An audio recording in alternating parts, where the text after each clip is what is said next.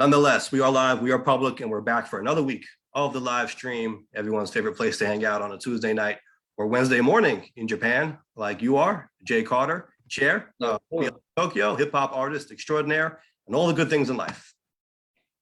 Well, hopefully I'll pop up. That's so right. and of course you, Mike Scala, super New Yorker and Super New Yorker. I like super New Yorker. That's what it is, man. Out there. I'll take it. Fight. That's right. Yeah. They have a guest joining us at some point.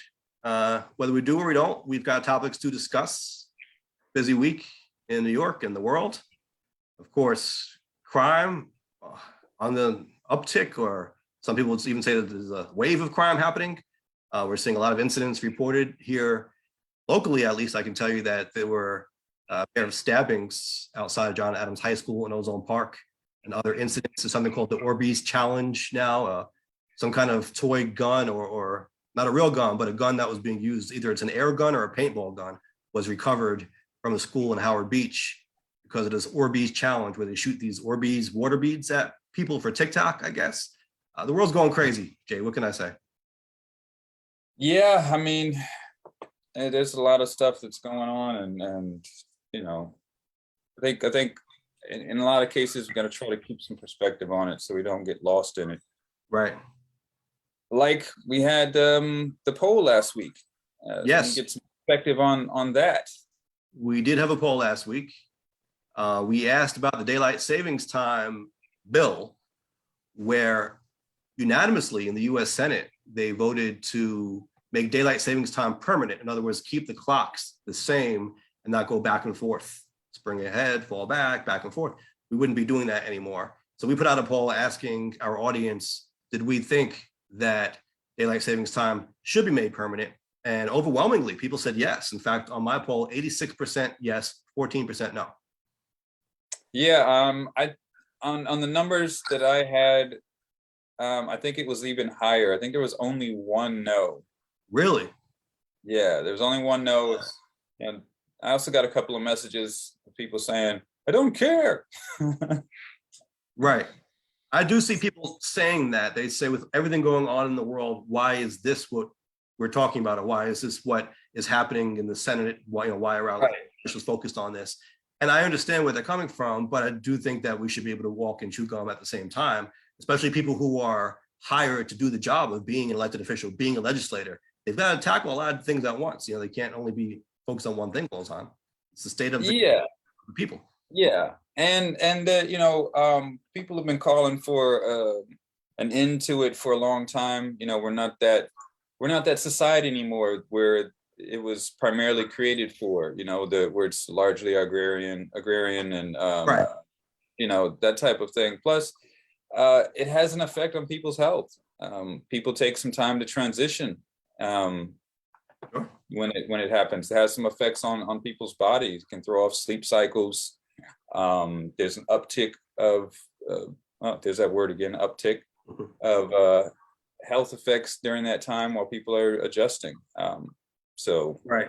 But I think people's point was, why are we even bothering with this now when there's war, when there's crime? Right. Well, Absolutely. I got the same. Yeah, I mean, do you expect our elected officials to do nothing else but that all day? I think we're paying them enough to handle more than one or two things. Well, I hope they have the capacity to handle more than two things. I would hope so. Yeah, if you can't do that. I was actually thinking how funny this would be if we did this. It looks like there's a good chance we will. Years from now, babies who aren't even born yet, when they grow up, they're going to say to their parents, "Wait, you mean to tell me you guys change the clocks back and forth twice a year? That's crazy." It's going to sound nuts to them. That doesn't happen, right? They would not be able to understand it because we can barely understand it, and we've had it our whole lives. If you grow up in a world where that was a thing of the past, they're going to be like, "What in the world were you guys doing back then? That was nuts." Well, a significant portion of my rearing years was in Hawaii, and Hawaii doesn't do it. So people who've lived their whole lives in Hawaii never had to deal with the effects of daylight savings time, unless they're calling someone on the mainland and they're like, okay, well, how many hours is it difference now? Yeah. So, but I'm assuming that means that you had more time, depending on the season, you had more hours of sunlight. I mean, it made a difference, right? Compared to when you lived, let's say, in Florida and you had daylight savings time, you were able to save that hour. Like, did you I don't. and how long the sun was up when you lived in Hawaii? It was just this. I mean, Hawaii kind of the same all year round. Plus, I think it's more when you're living in that system. It just, I mean, do you recognize when the hour is going to change or whatnot? I mean, does it really affect what you're going to do that much? So like, if the sun comes up an hour later, it's just, you still have to go to work and be at work at like 8 or 9 o'clock in the morning. Just, okay, now you're going to turn your lights on your car when you're driving, because it might be it's a little dark still, but it's not going to change that you're still going to work at that time, that you're still getting up at that time. It's just that, the light's going to be a little different out when you get out there. So it really only made sense to farmers. But again, I don't think it was really necessary to change the whole country's time clock, because farmers, it's just, okay, well, if the sun is coming up 1 hour earlier, then you get up 1 hour earlier. So. Yeah, I mean, the crops are still out there for the same amount of time under the same sun, no matter what time you call it, right? Yeah, I mean, if the sun's, coming up at, 7, or, and you got to get up at 7, if you're a farmer, if the sun comes up at 6, then you get up at 6. So like, but should we extend that logic to, let's say, school children, and say that if the sun comes up earlier, they should start school earlier, or how would you handle that? I think one of the reasons was also that, I mean, because kids had to help out in the fields and that type of thing. And that's kind of, our school system, our school year is kind of related to that, right? That's why there's people off in the summer to, I guess kids can help in the fields and such. But yeah, I mean, if you're a kid going to school, I can see that a little bit more than an adult going to work, because, okay, if it's still dark when your kid goes to catch the bus in the morning, then you might be a little bit more cautious of that. Or let's say they get out of school and it's basically dark out already. They've got no time to play outside now. Or they come from school in the dark. Maybe it's a little more dangerous for them. Yeah. So, I mean, in that case, it can make sense, because, you think about the kids and their safety and being out in the dark and this type of thing. So that ties it back to, I guess, what we were talking about earlier, when people said there's so much bad stuff happening in the world, why you focused on this? Well, this could actually tie into that as well, in the sense that it could make things a little safer if you have more daylight at the time people are up and out, right? Yeah. So, because you wouldn't want, thousands of kids just out in the dark walking around. Things. It isn't just children, also as people going to work. I mean, I've heard some people saying it's still dark out when they get up in the morning. Yeah, I think for adults, I think it's not that big of a deal, because it's just, you're an adult. But I'm thinking like, a 10-year-old going to school and, it's the sun's not up yet, and what could possibly happen? It's easier to be hit by a car. It's easier for someone to fit something nefarious to children to come out. But adults are also being victimized by crime. I mean, but I know who are afraid. They're afraid of walking the streets, walking to the subway, then getting onto the subway. You're hearing incidents, and anecdotal, but the stats do back it up. There is certainly an increase in these incidents. I just saw recently someone saying they were spit on. Thank goodness they were wearing a mask in the subway, because otherwise I said the person's spit would have gone in their mouth. But you're seeing these stories every day, more and more. That's crazy. Yeah. So how about we start with something fun after? Yeah, we got deep stuff right away. Yeah, like well, the big documentary that's popular right now is the Tinder Swindler. Yes. Tinder Swindler, for those that don't know about Tinder, that dating app that started out as a hookup app is kind of now the staple. Is that how it started out? We've discussed this before. I always hear people saying that. That was never my experience, but maybe I jumped on it late in the game. I never really Yeah. experienced everyone on there just trying to hook up. Most people that I encountered on there were trying to have a serious relationship, even sometimes a little maybe too fast for me. I'm like, whoa, I don't even know you, but I would be getting that a lot from people on there. Yeah, I think originally it was known as like the hookup app, and that's how it was being used. And then when it started getting more wide adoption or mainstream adoption, then they tried to kind of change their image to be something that's a little bit more for, you know, people actually looking for relationships instead of just Mhm. looking for hookups and whatnot. And so now it's kind of, you know, it's kind of ubiquitous with the culture at this point. It's not a weird thing to be using Tinder as it was when it Right. first started, because No, you you're know right. everyone. And it's not just Tinder, there's Bumble, there's a lot of apps now. But Right. I've actually seen conversations where people presented it as weird to meet someone off of a dating app. That has become the norm. That like if you were to approach someone in public, they would be like, "That's creepy. That's weird. Don't do that. Stick to the dating app." Like they act like that's where everyone is. Right. Yeah. And so, yeah, these dating apps. I mean, first, remember at first before the apps, it was the dating sites. It was the same thing. It was kind of Match.com, weird. different things. Yeah, it was kind of weird to go on dating apps, and then that became, much more normal. And then the not dating apps, the dating websites, Right. and then that became, more normal and more common. And then, then the apps came out, and then that was weird, and now that's, pretty standard stuff. Especially during the pandemic, when you couldn't Yes. really go out and just randomly meet people. You had to, be careful who you're talking to. But it's also cultural based on the country. And maybe you can tell us how things are in Japan. But in the US, from what I've gathered, it's much more common for people to approach a stranger in public. In fact, the US overseas seems to have a reputation of being a friendly country, in that people will just say hi to you on the street or they'll strike up a conversation at the grocery store. In Europe, from what I've seen, and I think even in Canada, in most places, it's very taboo to do that. You don't approach someone in public as considered stalkerish or creepy. Much, in the US, I think it's more open in that regard. Yeah, it's definitely more common there. In Japan, you know, people meet, but it's not the same. Like, people just say hi in the street in general. Or, if someone does run up on like a woman in the street to try to talk to her, like it's considered what they call nampa, which is like, like trying to hook up, trying to run game type of thing. And Yeah. it's usually down upon. People don't generally just talk to random strangers. Um, so and as far as there's some apps out here for dating and whatnot. I don't know how common or successful it is. There are some Japanese things out here. Tinder's also out here. I do know that when Ashley Madison came out here, they had a big rush of people using Ashley Really? Madison. Now that was the so-called cheating app?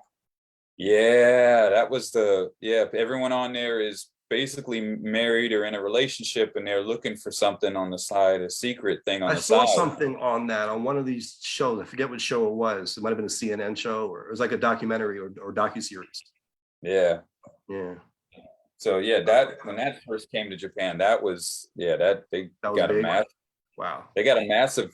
I mean, it wasn't, I don't like news and stuff, but it was like a massive influx of users in Japan. Hmm. It's a lot of stuff is on the hush in Japan Yeah. because there's I infrastructure guess. stuff for that type of stuff here. Say it again. There's infrastructure for that kind of stuff. Yeah, because Japan has what's called love hotels. That's Oh, very okay. common. And so you can go into a hotel, it's discreet. Even the person that's checking you into the hotel doesn't see you. Like there's a shade Okay. that comes down, and all you see is their hands, and you rent the room, and you pay for it by the hour. And some of them are themed where they That's have, always a red flag when it's a hotel that charges per hour. You know. yeah, but they're meant for, those types of encounters. And part of it is, of course, it's used a lot by people who are cheating and whatnot, but also part of it is because, the a lot of people live with their families until they get married. So if you've got a girlfriend or a boyfriend, you're getting no booty when you're both living with your family, and so you go to a love hotel. Okay.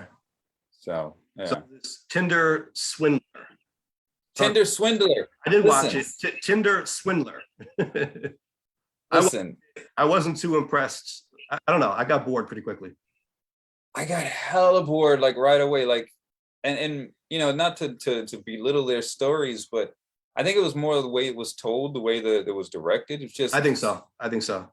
Before we even got to the point where she started talking about getting swindled, the first person, I was just bored already. It's like, wow, but I don't care now. Like, stop talking. Something about it, maybe not care. And you're right. It wasn't the story. Like, these are interesting stories on their own, but it's like the way it was put together. I'm not sure what it was. The way the story was told, maybe not interested after like 20 minutes of it.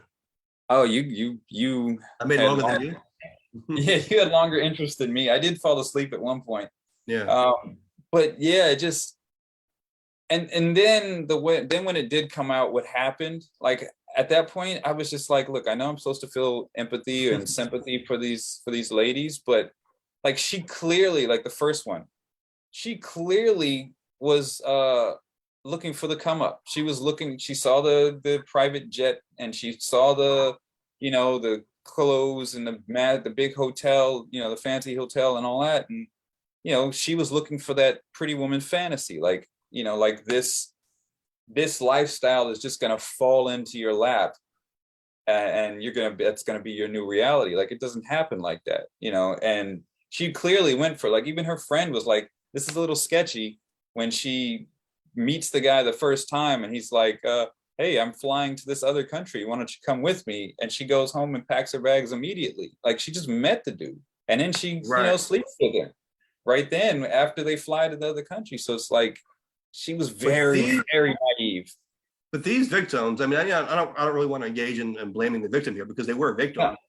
Yeah. They had access to a lot of money. That seemed to strike me. I mean, obviously this guy was scamming them all, but in order for the scam to work, he relied on them to give him a lot of money, and they were able to get a ton of money to give this guy. And that kind of threw me too. Like, it sounded like they might have been missing something. Like, how do you she's like, oh yeah, he asked me to send money, and she's like, I went to the bank and took out like a $25,000 loan. Like, how do you do that in like one day? Like, I just sent him 100 grand because he was strapped for cash that day. Like, what? How'd that happen?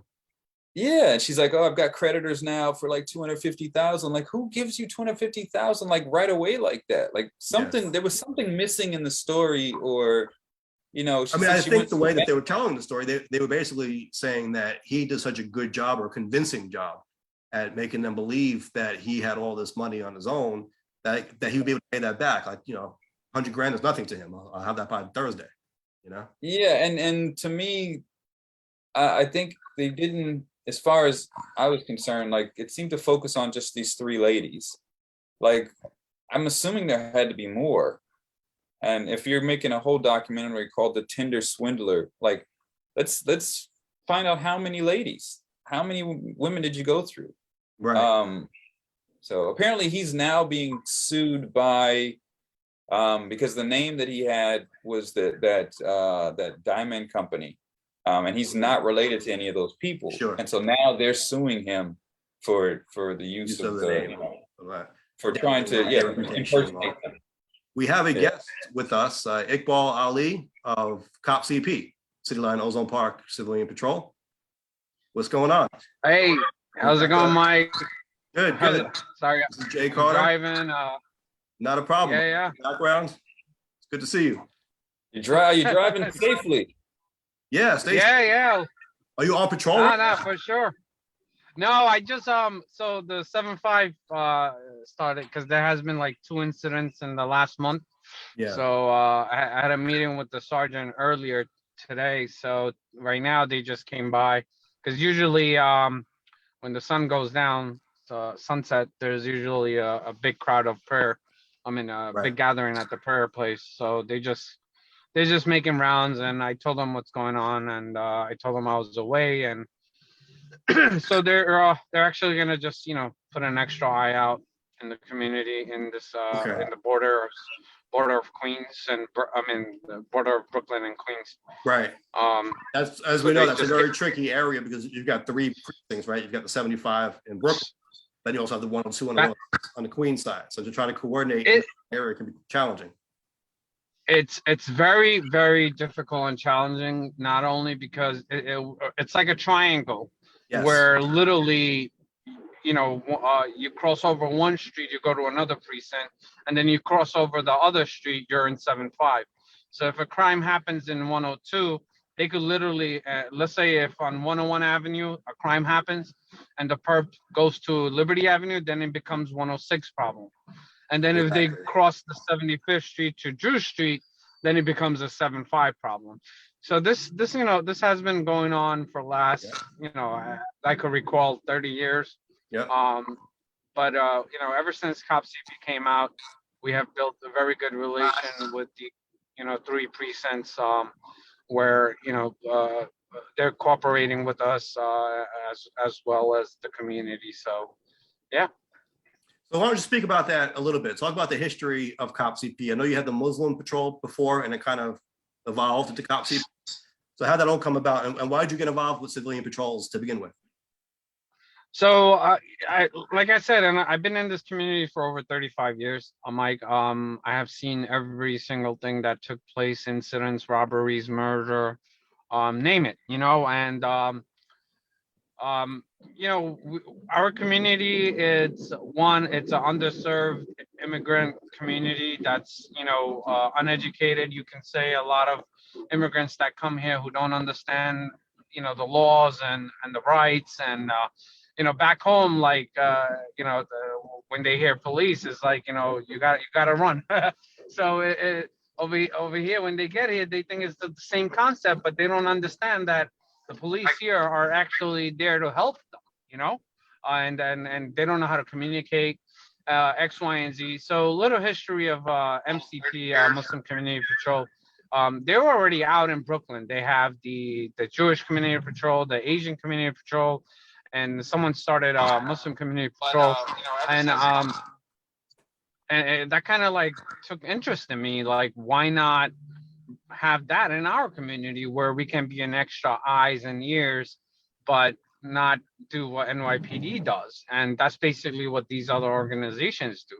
So I said before, you know, I've always wanted to, you know, have some safety patrol in our community. And since they were already out, I figured, you know, utilize their service in our community. And once I did that and I learned more, I was like, you know what, let's just start our own where we can do Brooklyn and Queens. And pretty much the crimes at that time were rising. More incidents were taking place. People that come home late are getting robbed. You know, daylight, nighttime, it doesn't matter. Like, the crimes in this community, because we are in the border of Queens and Brooklyn and 3 precincts, it was getting uncontrollable. So I decided to, you know, start the civilian patrol with the help of my board members, you know, and executive directors. And we started it, and then obviously pandemic came and, you know, slowed us down a little bit. And then we diverted into the food pantry, which initially started with Cop CP and the Muslim community, giving out to people in need. And then obviously we grew bigger. Right. You know, yeah. Yeah, and I was happy to be in the room when Cop CP, the name Cop CP came about. We had that meeting at Cityline, and it's always been a pleasure to be able to Correct. give advice and help you guys where I can. Yeah, And the food pantry. Mike, you were there for us from day one. You helped us with a lot of legal matters and issues for Cop CPs. And obviously, you know, I can't leave that out. You know, we always, whenever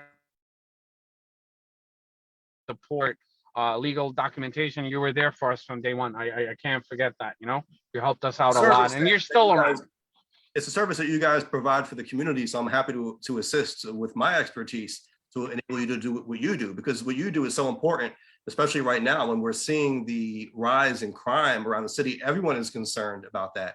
And I think it's important to have good civilian patrols out, to be the eyes and the ears. You guys aren't trying to be the cops. You're just providing eyes and the ears to make people feel a little bit safer, right?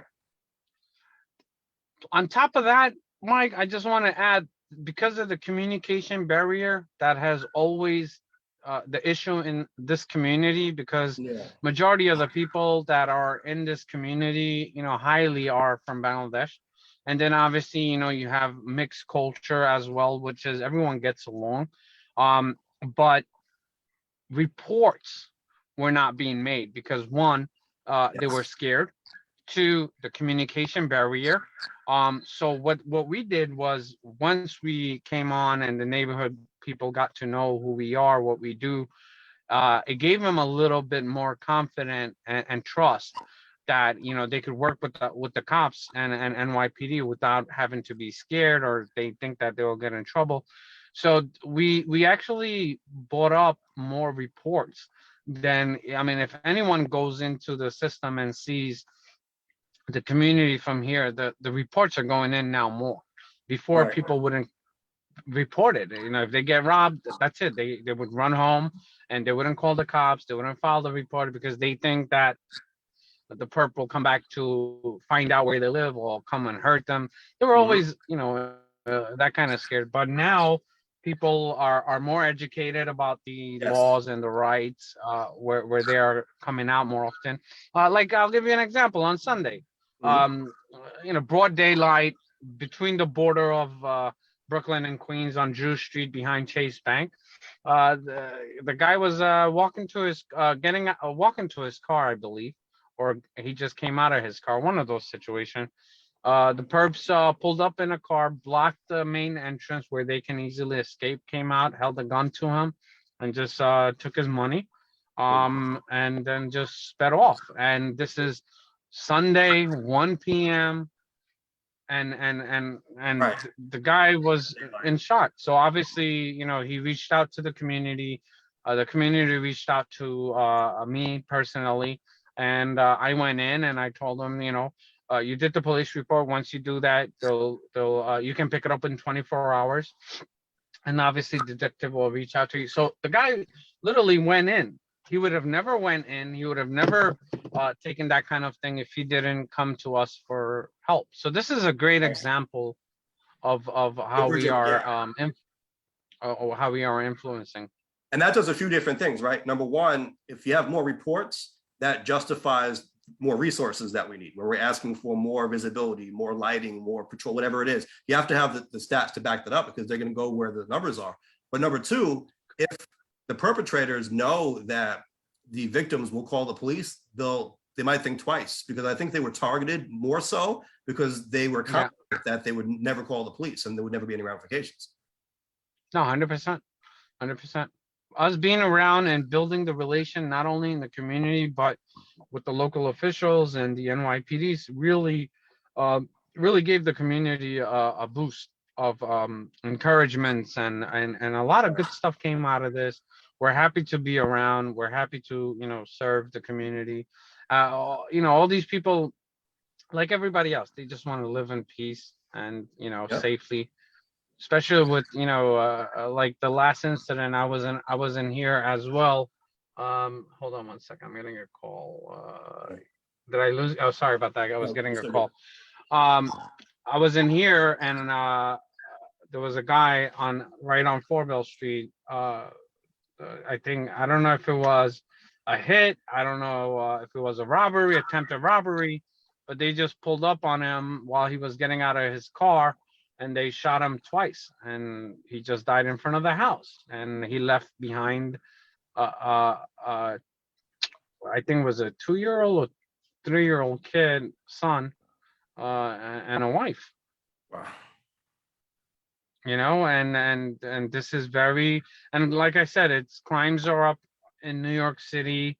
We're very limited, so we can't really do much. And obviously, with this kind of crimes, it puts us at risk too as well. You know, like Sure. there's shortage of cops, even in front of cops, there's shootings happening, and all these things are happening because of limited cops in New York City right now. They can't cover everywhere, so crimes are going up.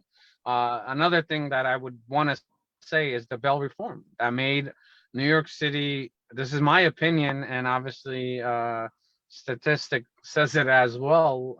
This bail reform has given these perps more opportunities. Like, okay, it's a slap on the wrist. Let me go commit a crime.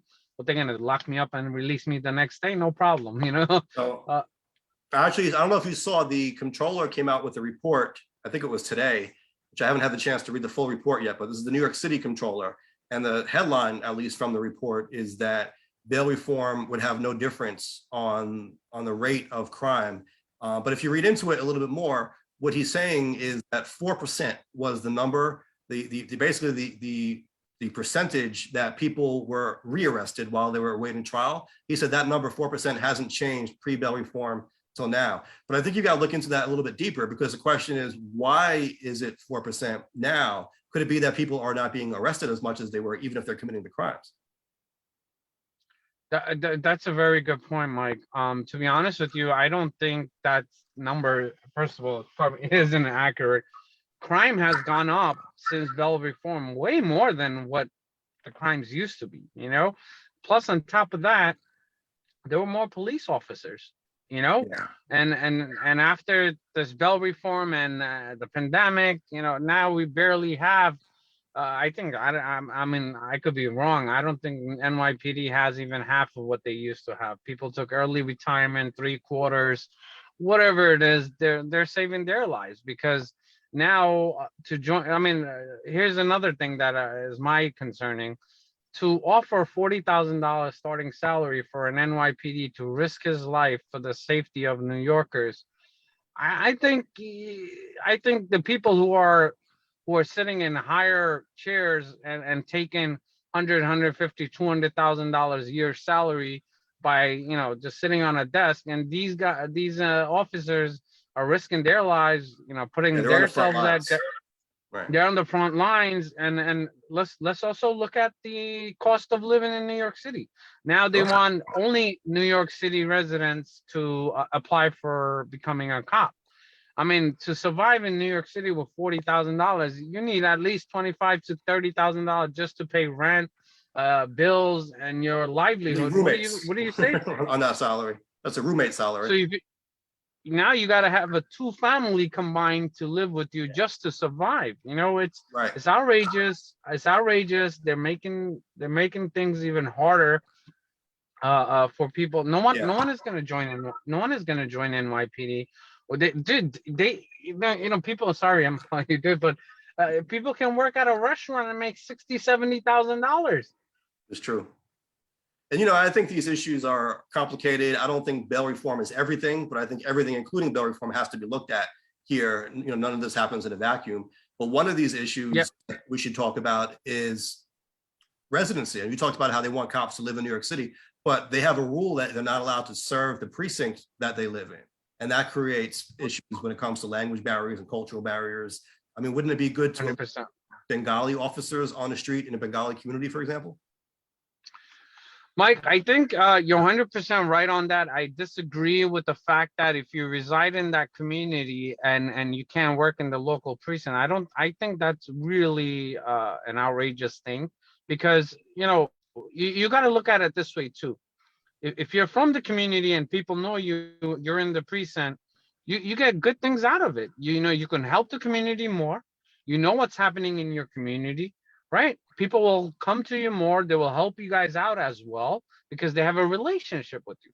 Now you're putting X, Y, and Z that lives in Staten Island into a Brooklyn or Manhattan or Queens.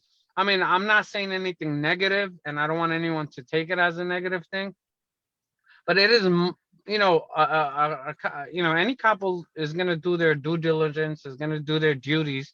But maybe, you know, if the officer was from the same community, maybe he would take an extra step to making sure that, you know, things are being done the right way. Not that I'm not saying it is not, but I think there'll be a They're difference. more invested in that community. It means more to them personally. You know, that 100%. I mean, On the the other flip side side, of that- people will sometimes say, I just want to say that the counterpoint to this that I've heard from the NYPD and other sources was that number one, officer safety. They say Right. that people will be afraid of retaliation. They don't want to arrest someone who lives close to them. We know where you live. We're going to come get you. And then people also talk about corruption, which I don't really find much of a persuasive argument, but they say that there's been history of corruption and people working. We're not in the Not that 80s and 90s, Mike. and corruption could happen anywhere. I mean, you have to live there to be corrupt, right? I think that was what the point that I was going to bring up. Like, you know, I can understand from a safety point of view for the police officer, you know, not, you know, basically patrolling where it is that you live, because, you know, people will know, hey, well, that's where that cop lives, and potentially there's danger for the Right. family. But also to Ali's point, we're not in the 80s, 90s anymore. I mean, I could see that in the older times when Yeah, well, Yeah, but now you every can look police someone's officer- address up and you can go to their house even if they live. exactly. Yeah, that's true, Every too. police officer is a public record. You can look up any officer's Right. name, find out their entire record history, find out their records. Not only that, you can find out how much they even make.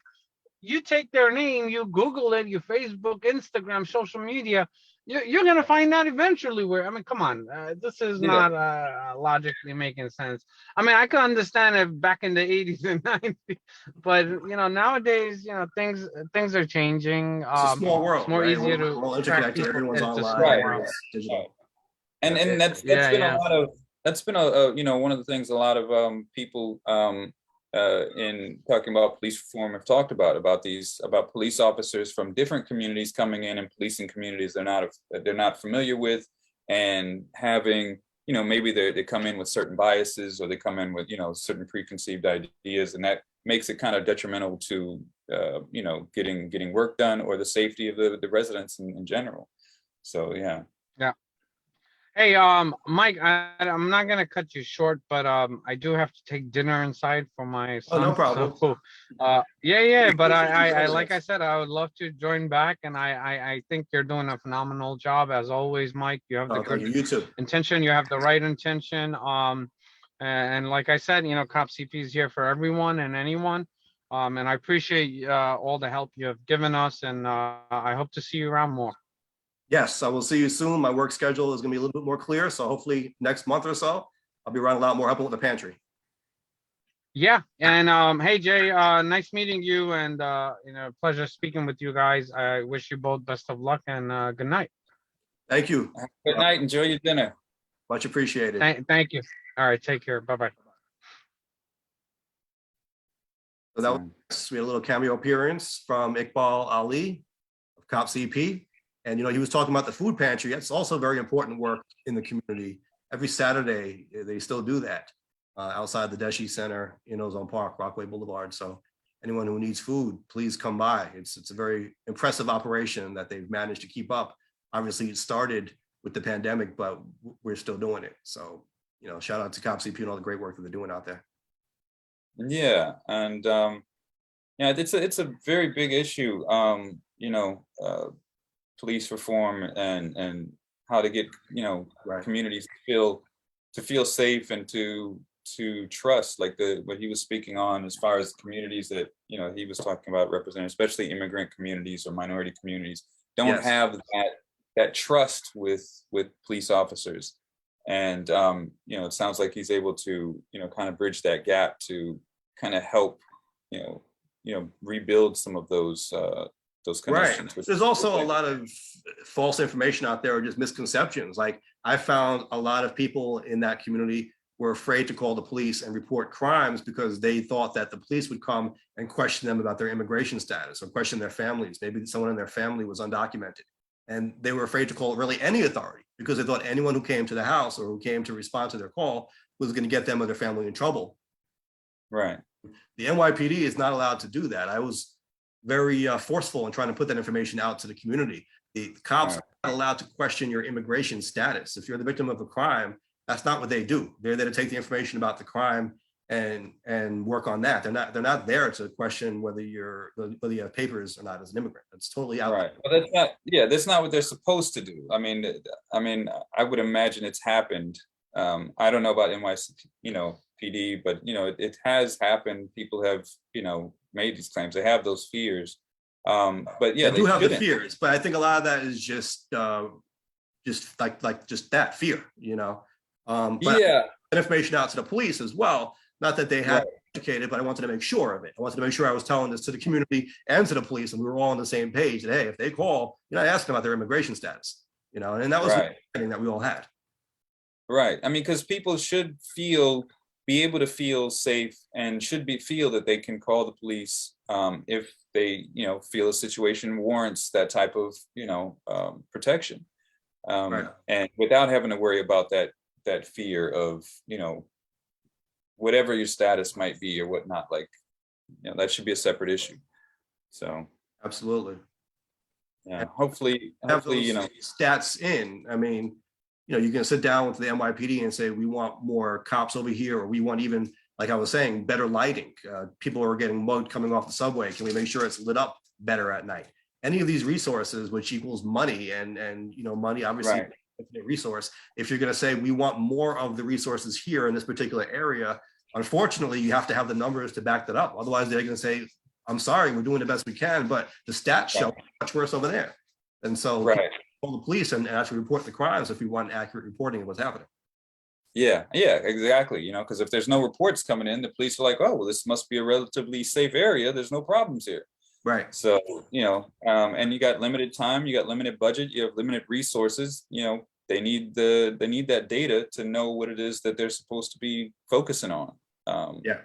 So all this work, I think, is very important. And we talk about, how do we improve the situation on the ground? Bail reform comes up all the time. I'm not going to say it has nothing to do with it, but it's so much bigger than that. I want to make sure we bring in all of these points to say, look, there's so much we can be doing to address the issue here. Right. Yeah. So yeah, and hopefully those things are getting ironed out. Hopefully people are. I think you said reports have gone up, so they're kind of making that community feel safer than they were before in regards to reaching out to the police for help, which is a good thing. They're having a good experience on that. That's positive. Absolutely. Yeah. So, that's this TikTok challenge. I really don't know much about even TikTok. I guess I'm too old for it, but I made a TikTok account and I don't think you're not too old for there's a man on TikTok. There's a man on TikTok with like 4 million followers that I saw the other day. Dude's he's like in his 80s or something, and he's living his best life. But doesn't that kind of prove my point though, that he's getting that love because it's so odd to see someone that old on TikTok, which is known to be for kids. Sure, that can be the case. I think TikTok was considered for kids when it first was introduced. It was a younger kids, even less, I would say even less than the people in their 20s. It was probably a teen type of thing at first. And then, a lot of influencers and those people came over, even some of the bigger YouTubers and all that. Everyone started to get their social media account, and that started to expand. And now brands are there, and companies as well. And so it's more of a it's less of a kids app, and it's more content. It's a content app at this point. But what is this challenge that we were talking about? I mean, this is related to obviously the discussion on crime and these incidents. Absolutely. What is it called? Orbeez. Orbeez. What is this? Orbeez challenge. I guess it's a toy. Water beads. Do we even know what that is to begin with? Like, what kind of toy is this? Yeah. Well, Orbeez are these little balls, these little round balls that are filled with a type of water-based gel. And it's just, there's an aesthetic thing. People use them to touch and just play with or whatnot. But apparently are they like stress balls? Like when people have stress, they squish it. Is that kind of thing? No. They're just little small things that people play with, or you sit them somewhere and you can just touch and feel it. But now they've got these shooters, these Orbeez guns, where you can load the Orbeez balls in there and then shoot them at people. And then since they're water gel based little beads, they'll explode on contact, and it's not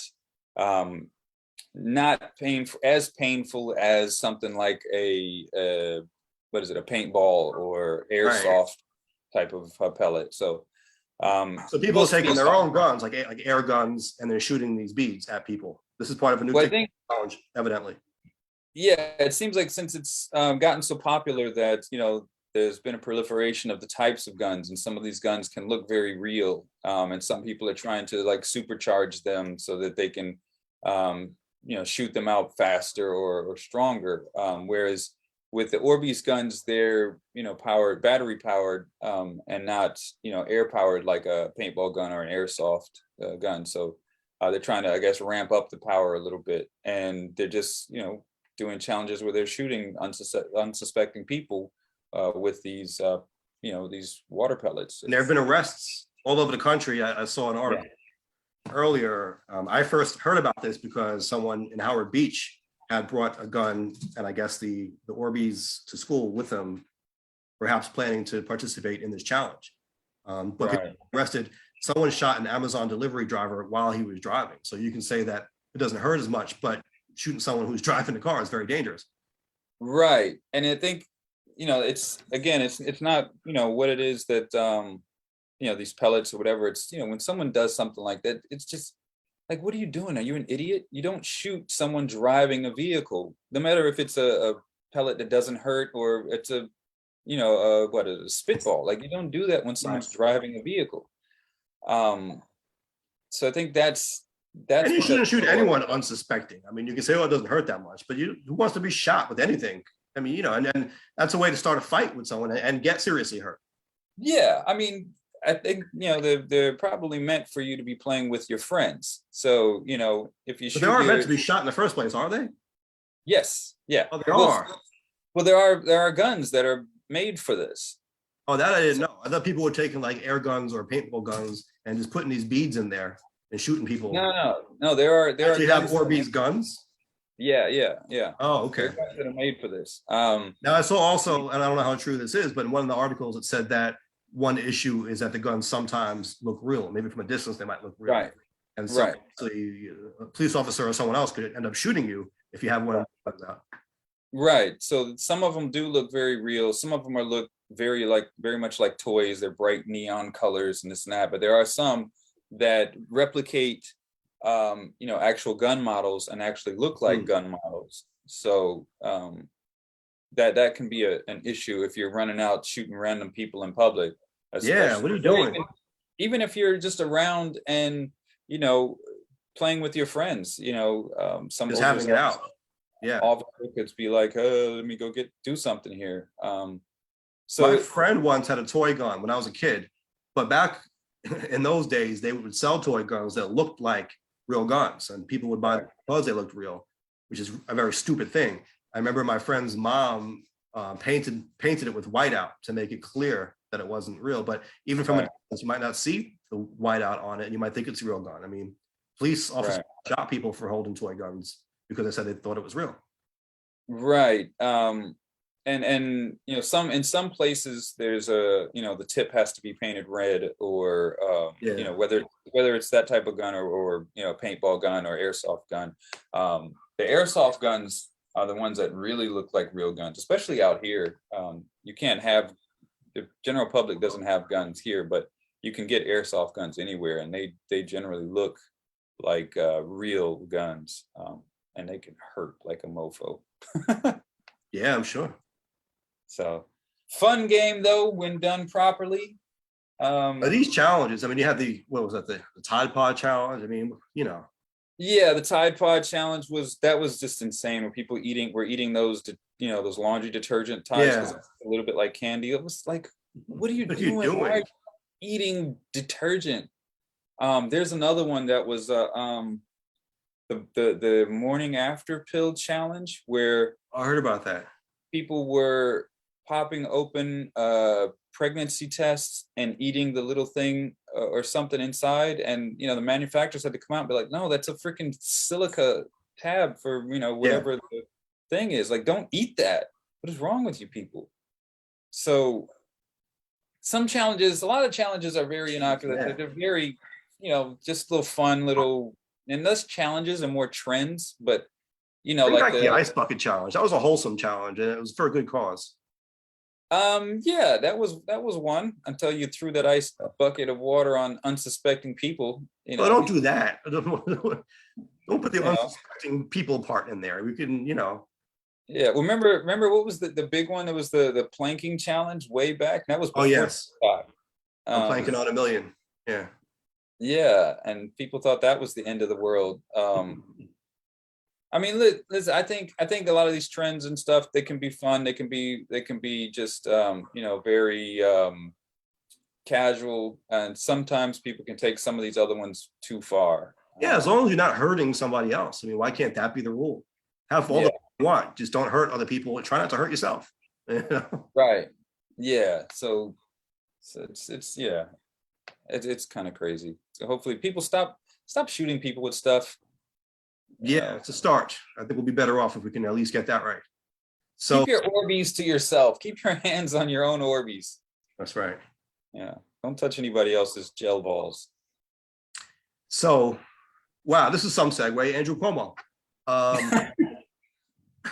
That was not planned, I promise you.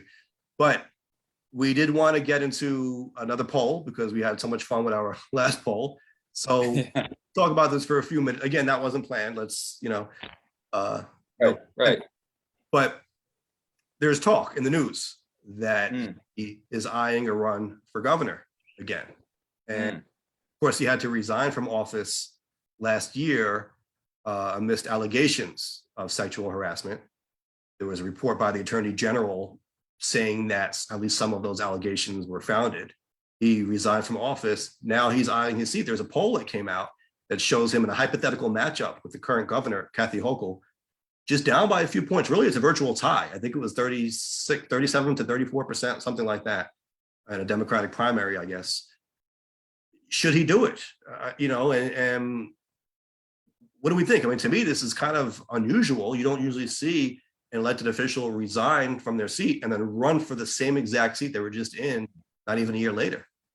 Well, what was the public sentiment when he stepped down amid the allegations? Well, I can say it was mixed. I believe most people supported him stepping down at the time. I know that the president was putting pressure on him to do that. I believe Nancy Pelosi did as well. There was a lot of pressure from high-level Democrats, but I think most people just felt like there was so much heat on him that whether he did these things or not, it just kind of impeded his ability to do the job at that point. Right, because initially, didn't he was defined on it. He's like, yeah, I'm not stepping down, and these are unfounded allegations.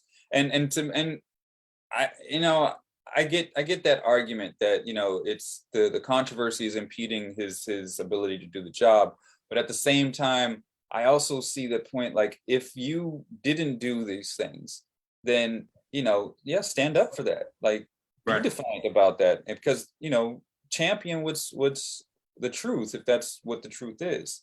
So now, do you think most people in New York felt that these were allegations that were true, or that this was just an effect of the cancel culture type of thing? Or I think it's a mix. I think people think that maybe some of it was true, but maybe it didn't rise to the level that they were making it out to be. Not that any sexual harassment is good, but what he would always say is, yeah, sometimes I kind of touch people in a way that maybe some people would be a little uncomfortable by, but I didn't really mean anything by it. I'm kind of an older Italian man. It's just kind of what we do. We kind of kiss each other on the cheek all the time and hug all the time. And maybe by today's standards, that's not really considered kosher, especially in a professional setting. I think there was a little bit of that blurred line there. Of course, part of it was that he was never convicted of anything in a criminal court, although there's certainly a different standard to convict someone. You have to have evidence beyond a reasonable doubt. That's a much higher bar than just to convict someone, quote unquote, in the court of the public opinion, right? So those are two different standards that you're dealing with there. But I think that played into it a little bit. I can say that when I was campaigning and I would talk to voters in Queens, the most common refrain I heard about the Cuomo situation was, we're more concerned about the nursing home scandal than any of this other stuff. We actually think that and when they say they weren't talking about me, but they were talking about Democrats or certain people in the party, they would say that they were going after him unfairly for that other thing because they were just trying to get him out the way.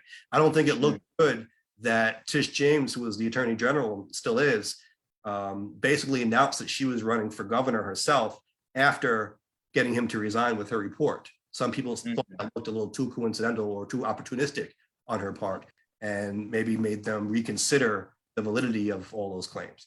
But the nursing home thing was something that I think more people wanted to talk about, which was there seemed to be a cover-up regarding the number of COVID deaths in nursing homes early on, at least during the pandemic.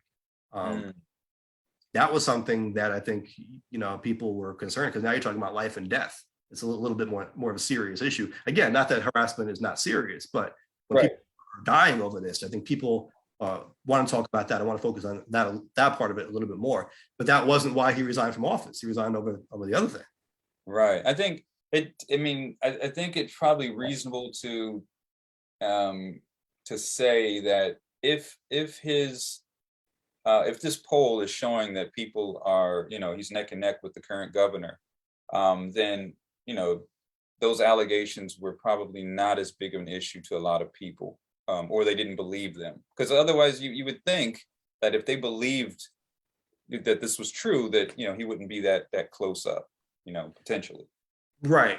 I think there is a lot of suspicion on that. I think, though, nowadays you're seeing a backlash to so-called cancel culture generally.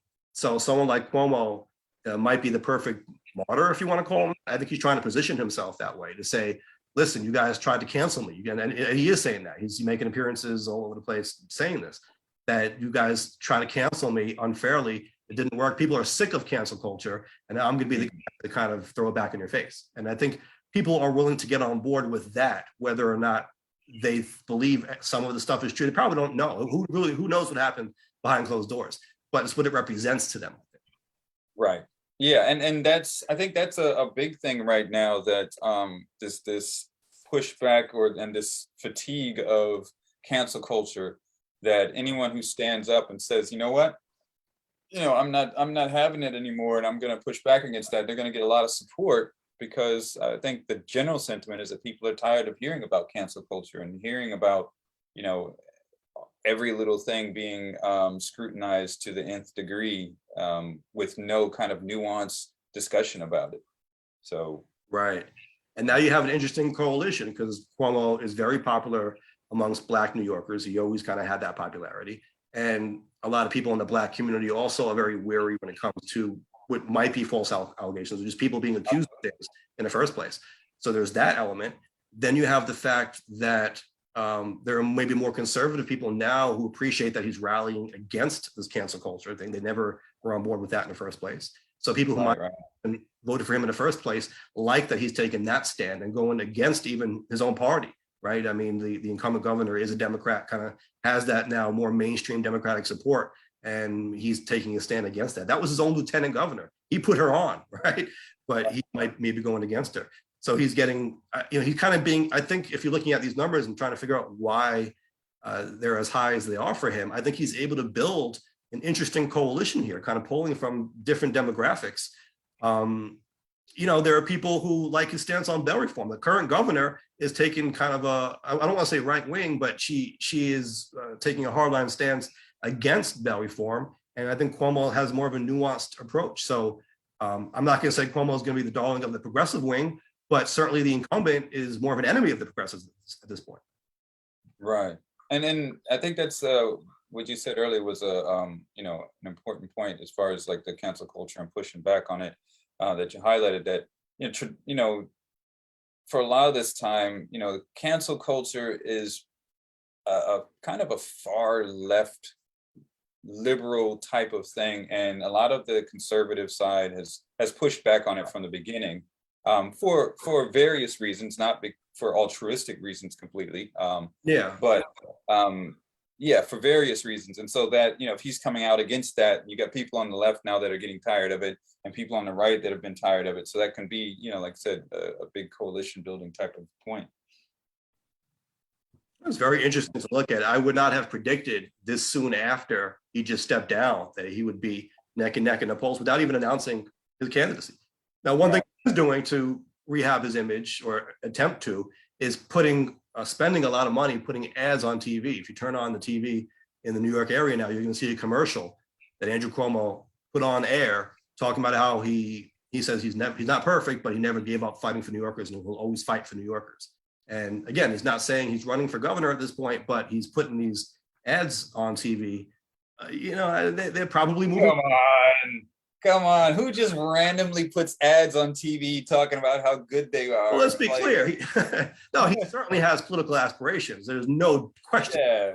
But it doesn't mean he's necessarily going to run this year. It seems like he's eyeing it, But I do think it's important for him. He had a lot of campaign money left over. He wanted to spend it to try to rehab his image and try to become a contender again.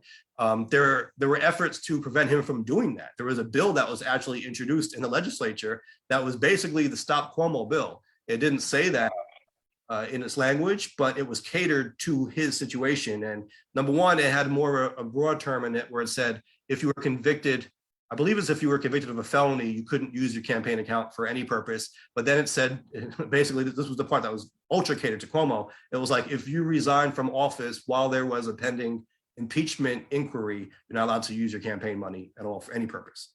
And he was going to use that money to go after them. The people who criticized him, they didn't want him to use his millions to attack them back. But could he use the campaign money for that purpose, though? If it's campaign related, yes. Okay. It could be an unspecified campaign.